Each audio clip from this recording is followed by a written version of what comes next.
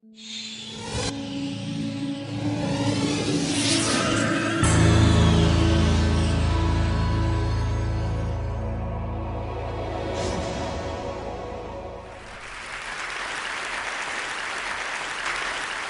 morning, everybody.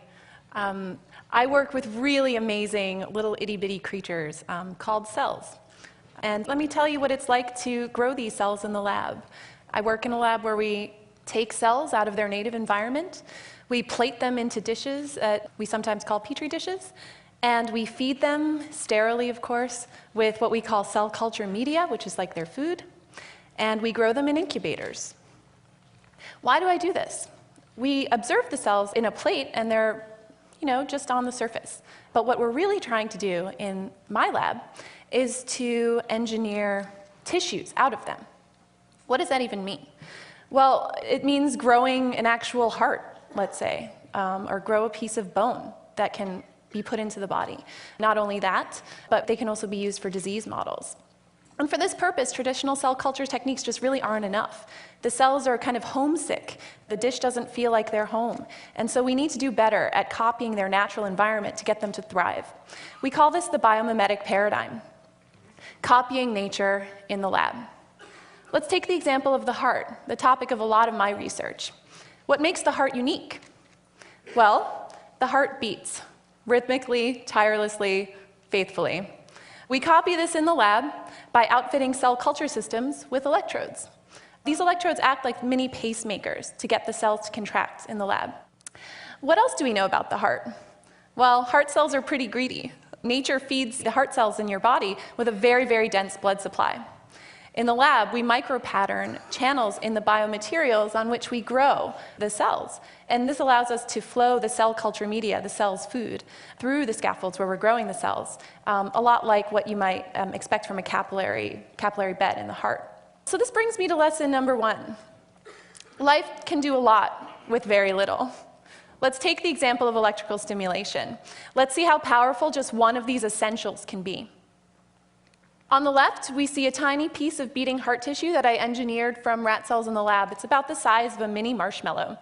And after 1 week, it's beating. You can see it up in the upper left-hand corner, but don't worry if you can't see it so well. It's amazing that these cells beat at all. But what's really amazing is that the cells, when we electrically stimulate them, like with a pacemaker, that they beat so much more. But that brings me to lesson number 2. Cells do all the work. In a sense, tissue engineers have a bit of an identity crisis here because, structural engineers build bridges and big things, computer engineers, computers. But what we are doing is actually building enabling technologies for the cells themselves. What does this mean for us? Let's do something really simple. Let's remind ourselves that cells are not an abstract concept.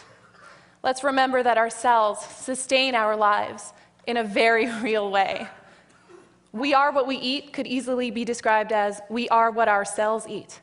And in the case of the flora in our gut, these cells may not even be human. But it's also worth noting that cells also mediate our experience of life. Behind every sound, sight, touch, taste, and smell is a corresponding set of cells that receive this information and interpret it for us. It begs the question, shall we expand our sense of environmental stewardship to include the ecosystem of our own bodies? I invite you to talk about this with me further, and in the meantime, I wish you luck. May none of your non-cancer cells become endangered species. Thank you.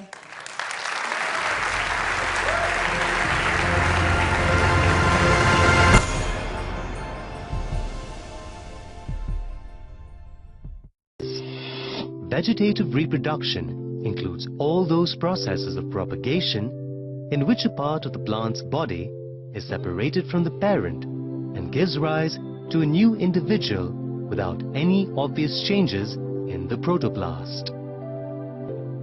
Care should be taken to put the morphologically lower side of the cutting in the soil. Roots of bearing technique, also known as goutte, is usually employed in those plants where stem branches cannot be bent to the ground. Tissue is removed or slit at an upward angle and then covered with moist moss or cotton and wrapped with a polythene bandage to prevent binding together parts of two different plants in such a manner that they live as one plant.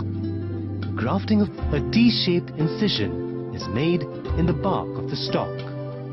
The bark is then gently raised on edges and the sign is inserted into the incision. It is then firmly fastened with strings.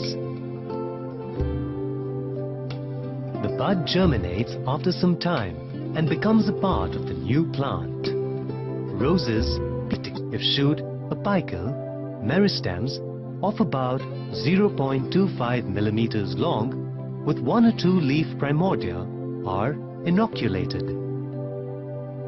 Explants are properly sterilized when collected from the field.